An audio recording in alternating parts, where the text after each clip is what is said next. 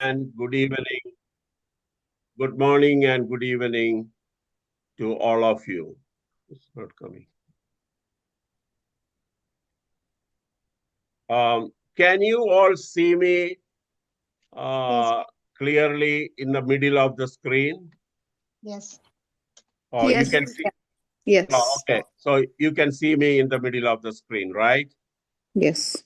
Okay, all right. I just want to make sure you see me because there was some technical glitches. Yesterday we spent a lot of time trying to fix it. So as long as you can see me clearly, I am happy. Okay, we are slowly, people are joining. Already 25 people are there. Okay, let's start the class. I'm really appreciative and thank you all for showing interest to understand these difficult subjects. We all know about these subjects. We discuss about these subjects, but unfortunately, there is a lot of misinterpretation or misunderstandings about the subject. Before I go any further, can anybody say when we use the word stress, what we really mean by that? Because people often say, I am stressed. Can somebody say it? It's too many things happening and us having difficulty handling those in simple terms. All right. So in other words, we are a little bit confused also, right? We are under a lot of pressure, maybe. All right. Anybody else want to step in and say that your comment, your understanding and your idea about stress? When I say I'm stressed, it means I'm overwhelmed. I just can't cope anymore. All right. Okay. All right. Okay. That's a good thing, Dr. Alora. Anybody else? I think overworking, taking too much, more than what you can handle. All right. Okay. Manjula, thank you very much. Stress is our body's natural response to demands and challenges in life. As you all know, I go very slowly. I talk very slowly. It's because years of experience working with the patients of different cultures, different educational background, and also to teaching people. So I repeat certain things purposely and I go very slowly so you all can understand because you all are from different backgrounds. Some have medical background, but many have no medical background or counseling background. It is a physical and emotional reaction triggered by what we call events or situations that make us feel pressured or threatened. At times we feel threatened also. And this can increase in heart rate, breathing, mental and emotional disturbances. And it can also increase anxiety and irritability. I am not going to talk much about anxiety or irritability today because I'll be talking about anxiety in a totally different subject altogether. Let me explain that a little more so that we can understand it clearly. In material science, in material science and engineering,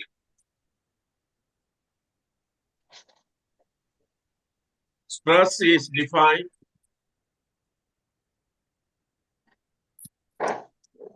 Okay, I think some disturbance.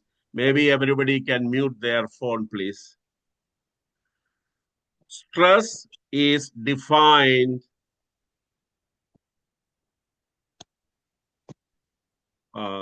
stress is defined as the force applied to a material per unit area. So in other words, if we want to apply a pressure on a material in a particular area, and at the same time, this stress can cause strain also. That strain, we can call it deformation or change in the shape of the material. For example, you take a piece of iron, you hammer it with a powerful force. The shape of the material changes because initially this material resists the external force. Then the strain happens and the deformation takes place. I hope that is clear to you. So stress can give strain or the damage to us human beings physically, emotionally, mentally, and spiritually. You remember in the first class, I was talking about human need, and I talked about physical, emotional, mental, and spiritual needs. These are some of our basic needs. So when we undergo stress, strain happens, and physical, emotional, mental, and spiritual well-being is affected. For example, if we put a weight on a beam, the beam experiences stress due to the internal forces resisting the weight. The same way our human body, our mind, our emotions, our spiritual life resist the pressure which comes to us. I'll be going in details a little later what are some of these forces. And the strain is, for example, if a spring is stretched, the strain is the ratio of the change in length of the spring to its original length. And I'm sure we all know if we stretch something like that, a spring, if we do it too many times, there is a possibility it can change its shape. The same thing happens to us as human beings. We humans can face permanent damage, just like the spring or the beam which I was using as example. So that is why the study of stress is very, very important to us.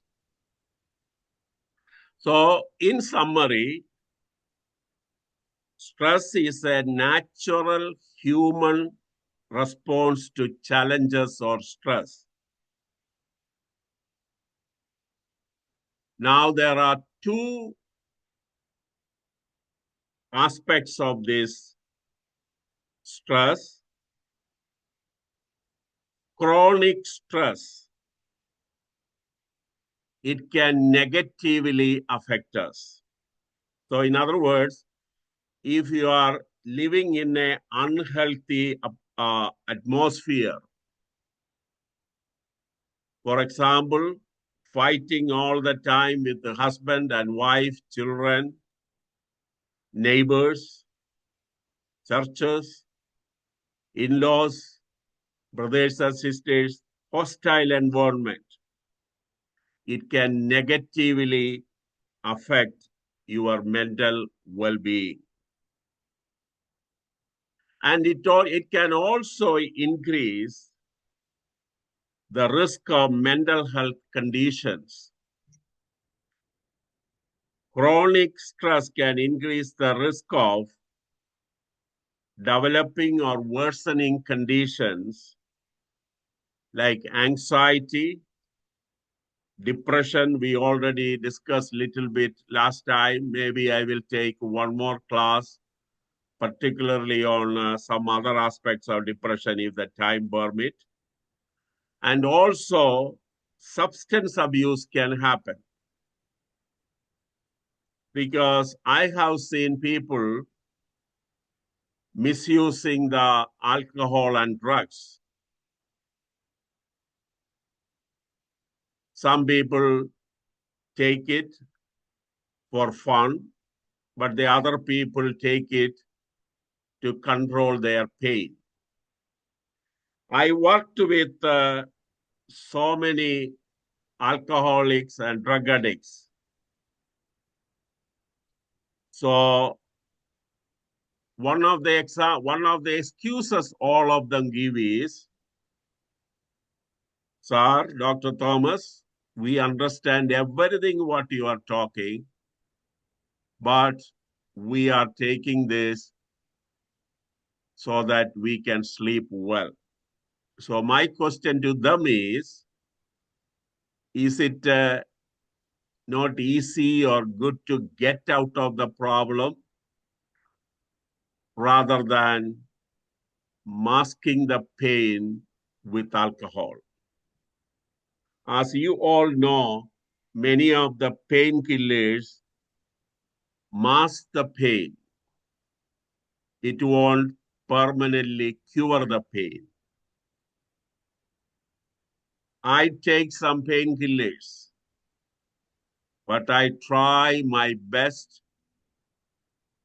not to take it if I can. I try to find alternative ways. And that is where our medical sciences have to show a lot of improvement. Medicines are good, it is necessary. The same with alcoholics. It is masking the pain, not trying to remove the pain. So, lot of stress can increase anxiety, including excessive worry about certain things. It can cause heart attacks and phobias. I will tell you one of my personal examples so that you understand what is panic attack or excessive worry can cause a lot of problems. Several years back, I was working in a hospital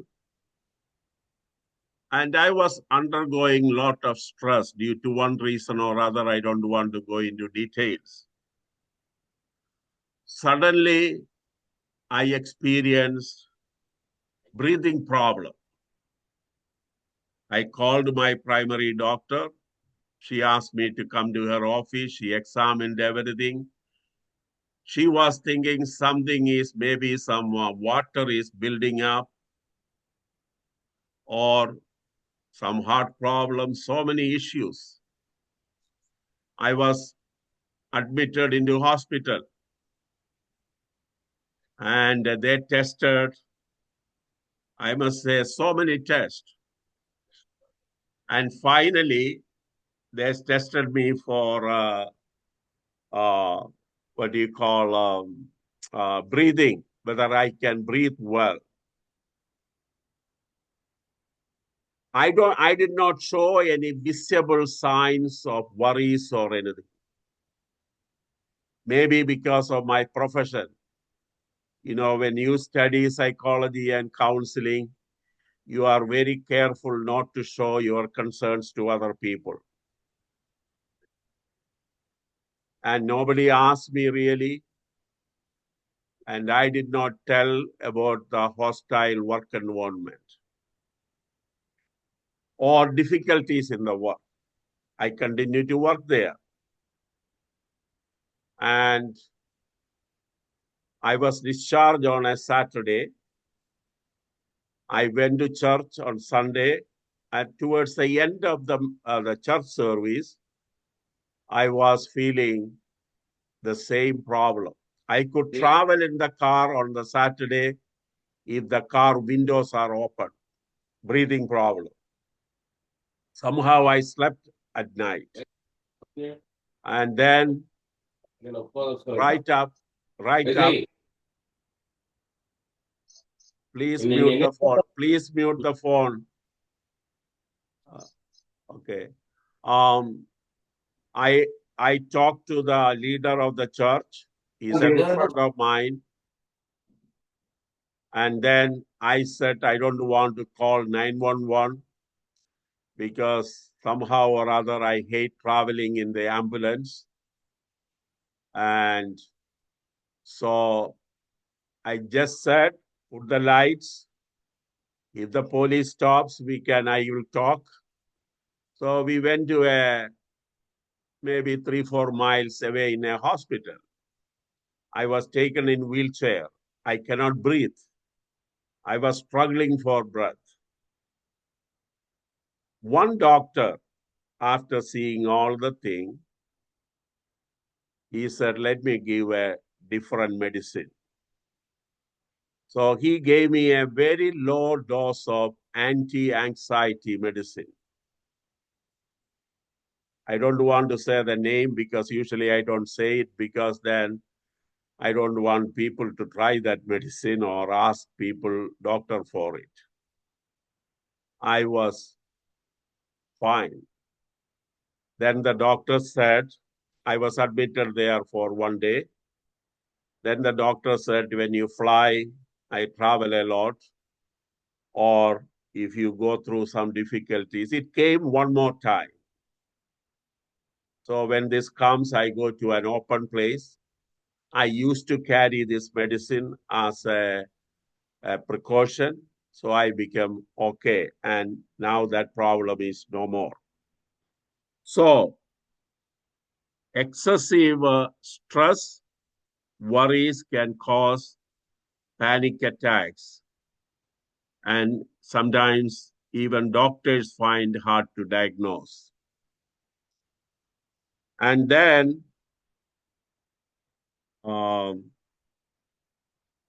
there is another question. Is anybody want to answer? Please answer it. Is stress a mental illness or not? I wrote that in the question. Anybody want to answer?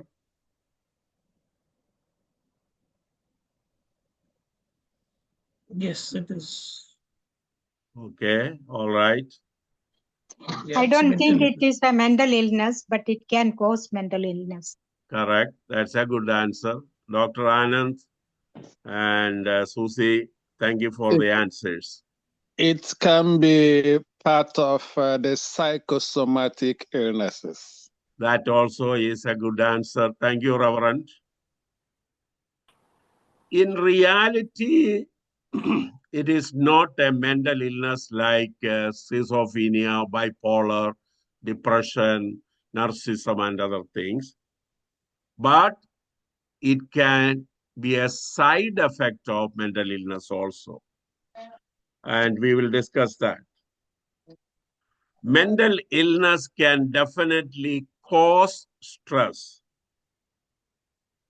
In other words, mainly it happens that social stigma surrounding the mental health can contribute to feelings of stress. Yesterday, I was talking to Dr. Alora about it. There is a lot of stigma about the mental health. So people going through the mental health situations, they can go through a lot of stress in their life. And it is not only the person suffering mental illness, suffer from what you call stress. Even their family face lot of stress. There is lot of distress and difficulties both the sufferer and the family faces. The social stigma is one of the biggest problems. One purpose of I am doing this class is I have seen the pain and suffering of so many people going through this stigma. They are afraid to talk to their pastor. They are afraid to talk to their neighbor.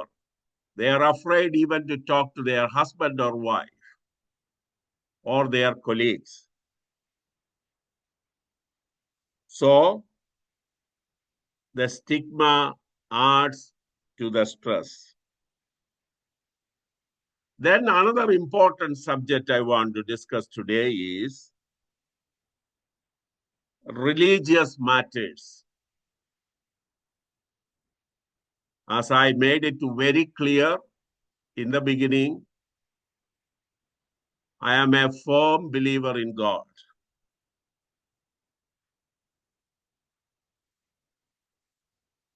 And I try my best to be spiritual. But I am not super spiritual or a fanatic person. I believe in God. I believe there is devil. I believe in hell. I believe in heaven. So please don't misunderstand what I say.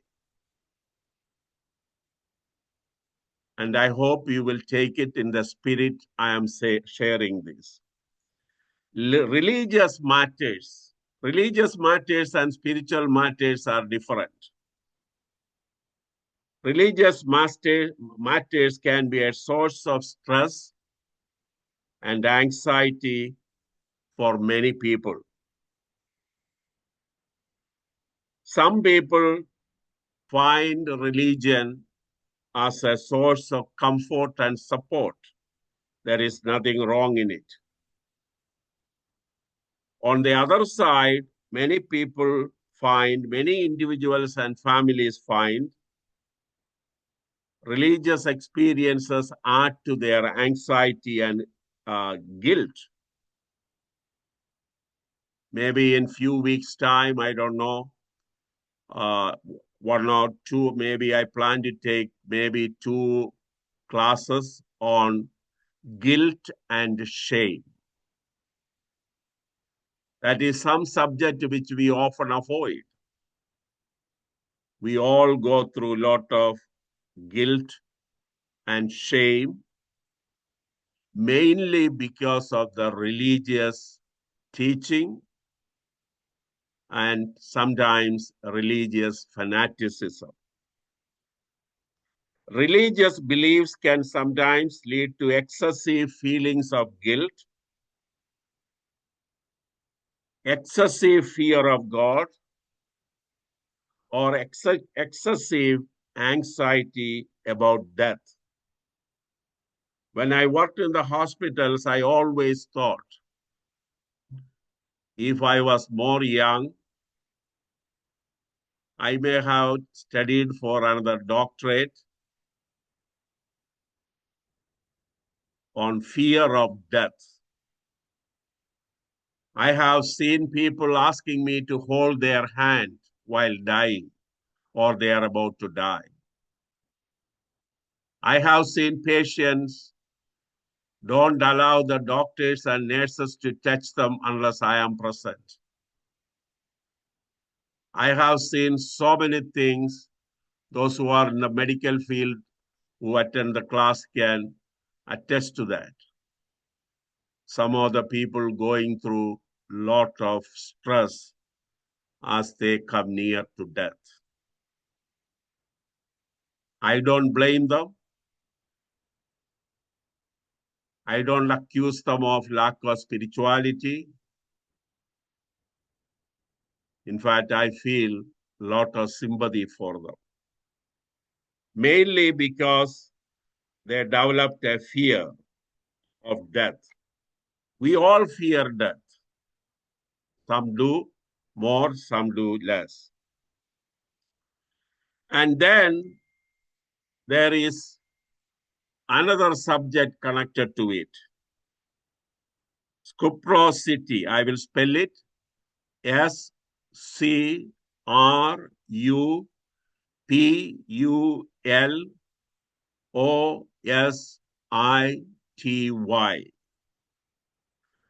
Scrupulosity is a type of obsessive compulsive disorder, or in short form, we call it OCD. And I hope we'll find time to discuss that in another class. They are obsessed with the certain things. They keep on doing it. OCD is characterized by excessive and distressing concern about moral or religious matters. I am not talking of OCD as a mental health condition. I'm talking about the religious aspect. Once I left my house in a foreign country made of wood. Most of the houses there were made of wood. Very big house. I was renting it while I was doing my doctoral studies. And I was using an electric stove. We left it on. Luckily, the fire was low.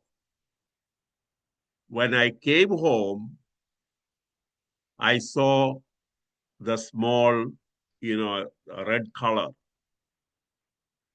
If it was the maximum, maybe the house would have been burned because next to the stove, the wall was made of wood. Who knows, it could have caught fire. But somehow it didn't happen. I can tell you one thing. Even today, I make sure before I sleep, before we go out, even after I do it, I ask my wife, maybe one of the first thing I ask in the car is, did you check the stove? This happened in the 80s. So we all have certain behaviors issues, but I'm not talking of that. I'm talking of moral or religious matters. And when I say this one, people immediately say, what is wrong in thinking about God? There is nothing wrong.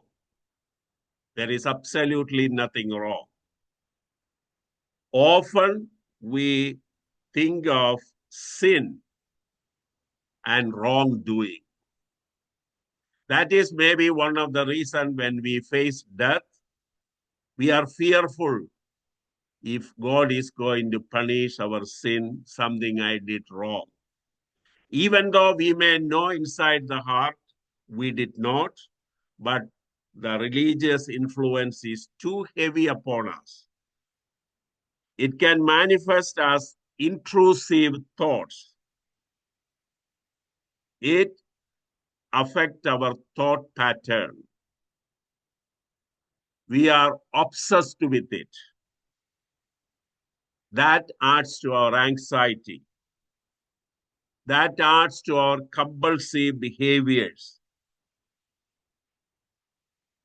I know certain people, even I did it when I was growing up, keep the Bible under the pillow.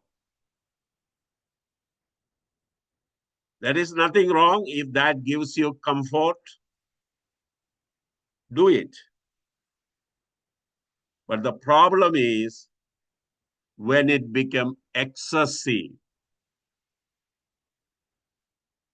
it becomes a problem. Please don't misunderstand. I am not against you keeping the Bible under the pillow. If that gives you comfort, you do it. But if it goes beyond, then there's a problem. Then there is pathological guilt and anxiety. Individuals with this cryptocity experience, they feel intense guilt and anxiety about their moral or religious beliefs and behaviors. I will quote one Bible verse, and you all know it. In summary, it says, if you look at a woman with a lustful eye, you commit adultery. And I often say, both men and women do the same thing, but somehow or another, men get the blame.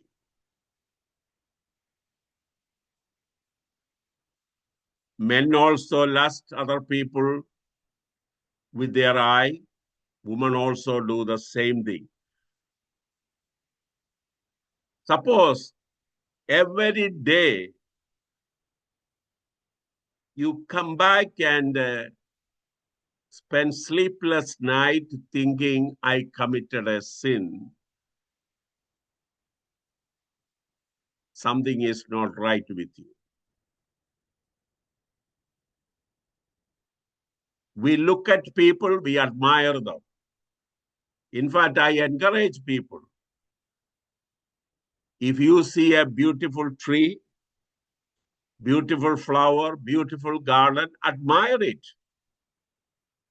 Admire the God who created it. If you see a beautiful woman, admire it. Admire her. If you see a handsome man, admire. But let that not enter into your brain, your mind, that you committed a big sin, you are going to hell. So, pathological guilt and anxiety is a big problem. That's why I plan to take maybe two or more classes on guilt and shame during our continuation of our classes. Then there is another issue, religious or moral obsessions. They may be preoccupied with the questions about their faith. Like, you couldn't read the Bible in the morning, or you couldn't pray in the morning. You were in a hurry to grab a sandwich and run to your duty. Because you know, in certain workplaces, you cannot be late. I have seen so many people get written up for being late more than few minutes. And you all know what I'm talking about. I am luckily never worked in such a situation because in all my life, I was an exempt employee. I don't need to sign in or sign out. But those who are doing it, you can die. So when you are running, maybe you did not pray, you did not read the Bible. So throughout the day, you are living in that obsession. Something is going to happen to me. That is what is not, it should not happen. There are certain excessive compulsions in our life. I believe in prayer and I encourage people to pray. But excessive prayer also can harm you. I will explain it. When you are supposed to work, you are supposed to work. When you are supposed to eat, you eat. When you are supposed to relax or enjoy the fun with the family, do it. Don't go in the middle of the eating or fun or anything, staying away from wife and husband for excessive time of prayer. Excessive. If anybody have question, you can ask me later. I encourage prayer. How much you can pray, you pray. So many times you pray, you pray. I'm not against. If you want to get up once in a while in the middle of the night and pray, I'm not against it. But if that has become excessive, that creates problem. Anything excessive. So if we follow excessive religious or moral rules, that can be problem. And then the constant anxiety and compulsive behaviors can lead to significant distress and interfere with daily life and social functioning. And it can affect our interaction with other people. Adding to that, if we think everything in the society is morally bad, it can also affect our relationship. Because I'll tell you one thing, many people, because of their religious faith, they hate other people. Something which is painful to me. The churches hate each other. One church believer hate the other church believer. This morning I was attending an adult Bible class and the pastor was telling of the differences. Sometimes the differences are very minute. Maybe difference is like the width of the hair, but we fight over it because morally we cannot accept it. But why we want to fight over it, I don't understand. So he was telling, I don't fight for it. And I think we should be also. So why we want to add more stress by fighting over minute differences? Even in a family, we don't agree with each other over so many things. Even a husband and wife living together for 20 years, they still have differences. Lot of differences. So we don't need to be creating a distressing family environment. And also, the people with scrupulosity feel a lack of control over their thoughts and behaviors. Whereas we must be concerned about normal life, but it should not be allowed to enter into our daily life. Let me elaborate that subject a little more. Religious OCD can be very harmful. I'm repeatedly saying, I am encouraging people to pray. I am encouraging people to do whatever their faith demands. Reading religious books is fine, but it should not turn into OCD. I remember one time I was going out many years back. I had to come back to check the stove because that registered in my brain too deeply. So now I don't do it, especially if my wife says, fine. We check all the doors and she also checked so we can sleep peacefully. So religious OCD is dangerous and it can affect our mental health. Moral OCD also can be harmful. We must live a moral life, but every day we should not be worried about all these things. So our time is running out. Then what is the positive impact of the stress? It gives comfort and guidance, especially even in the religious matters. The religious beliefs can provide a sense of purpose, meaning, and moral guidance, which can be helpful in dealing with the stress. There should be a balance.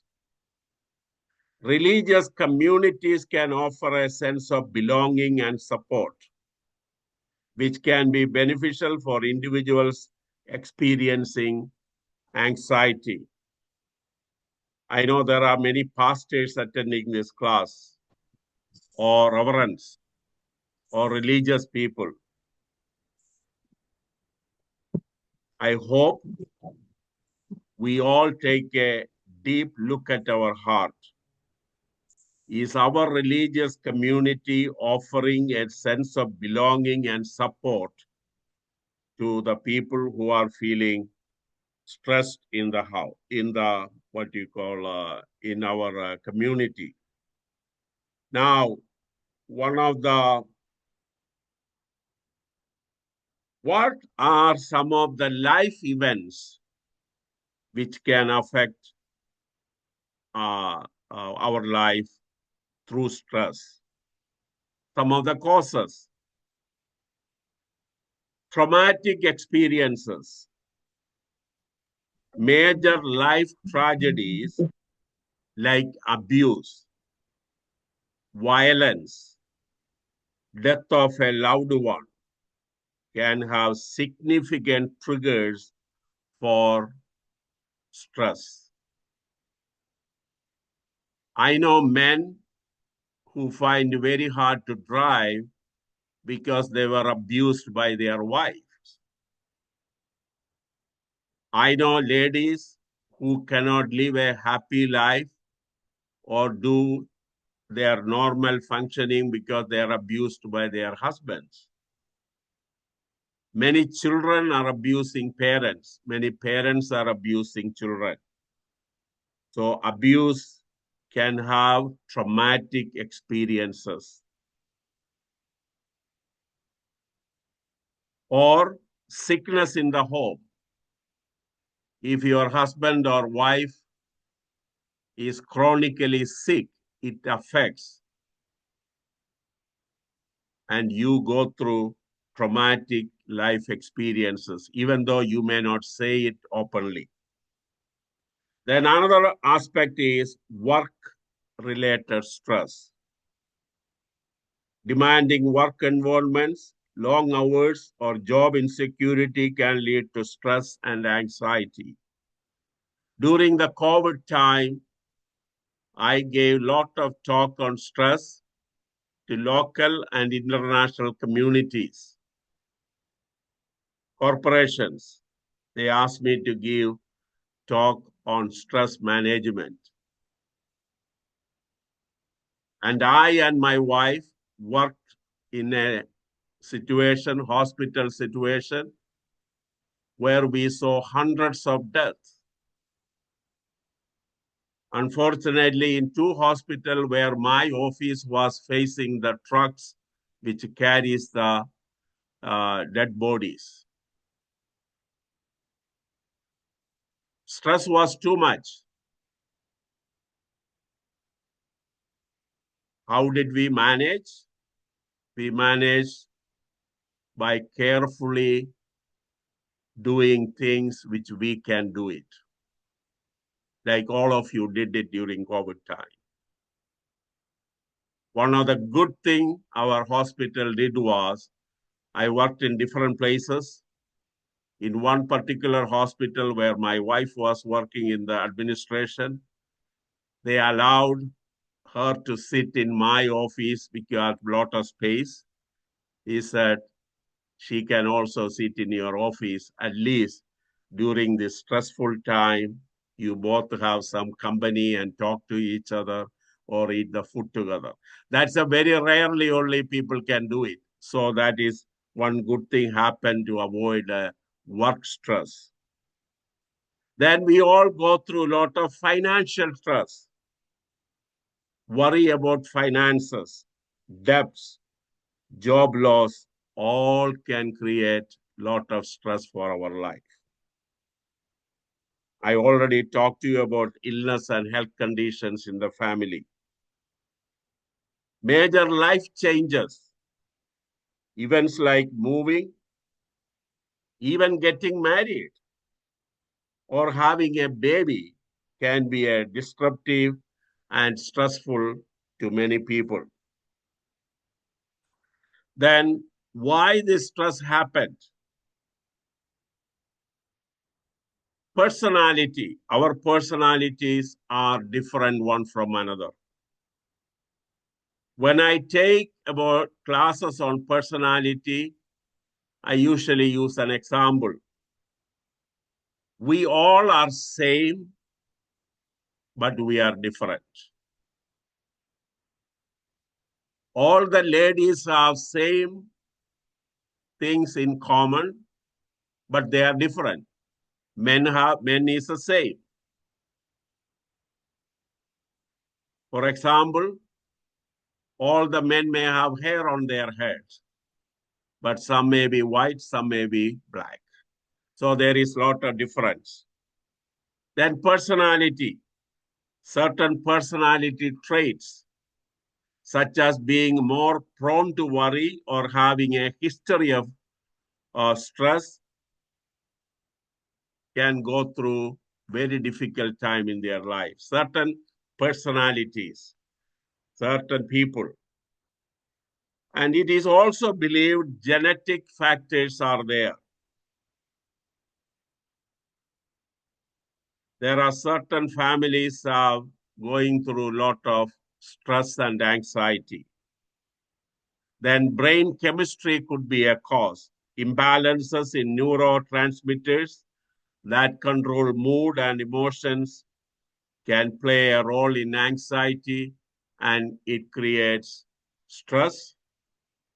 Then substance abuse can be a problem. We already talked about medical condition. Now, if the stress affects you, like headaches, muscle tension, digestive problems, fatigue, and changes in sleep patterns, you have to watch it very carefully. And we won't be able to give all the solutions or what we can do, which I will continue with the next week. And I'll be talking about anxiety and some of the ways in which we can get out of this stress, at least in some extent. So physically, you can suffer, but don't take it lightly. Emotionally, you can suffer. And I will be talking about the biblical aspect of it next week. And Bible very clearly says, don't be anxious for nothing, right? But still it happens. So I'll be going in details that next week. And I just like you to know all these classes are for many, many hours. Initially, I was thinking of stress, anxiety, and depression, where if we can meet on a contact class personally. But unfortunately, I don't think we can do it because we are spread in, I think, 5 different countries. And even in America, we are spread in different cities like Houston, New York, and Virginia, Philadelphia, and Canada. So many Canada, I think we are spread in 6 countries, including Canada. So contact class in person may not be a possibility unless we all agree for a whole day program, which you can think and discuss, which may not be possible at all. So anxiety, irritability, depression, sadness, and difficulty in concentration, don't take it lightly. Then if you see any behavioral changes, like eating habits, increased use of alcohol or drugs, or socially withdrawing, then don't take it lightly. Then, before we close today, there are a lot of stress relievers are available. Physical activity, healthy eating, meditation, deep breathing, spending time in nature can help manage stress. My life is I have a lot of things. I'm busy with so many activities, classes, lectures, writing books, articles, contacting people. People call me. One of the things which I do is gardening. Gardening is a good way to relieve your stress. I spend a lot of time in gardening whenever I can. I talk to flowers. I talk to my my vegetables. And you may laugh at me, but I don't care. But they are like babies for me. I talk, and I believe they may be talking to me also. So anyway, we need to find a way of relieving our stress in whichever way possible. And seeking support, talking to friends, family, or therapist can help. And changing your mindset, developing a more positive outlook, and practicing various stress relieving things can help us. And next week, we'll be closing in 1 minute. Next week, we will be discussing about stress management and beating burnout before it's beats us. So please join us next week for the continuation of this class, and we will be talking some aspect of the Bible also at that time. So the subject for next week is stress management, beating burnout before it burns you or beats you. And we will be looking into various stages of stress and how to handle it. And even we will look at one or two Bible verses also. So we will officially end the class, and then I will really appreciate if you can stay a few minutes, maybe 3-4 minutes, and I'll be online after that also if anybody wants to talk. So class has ended.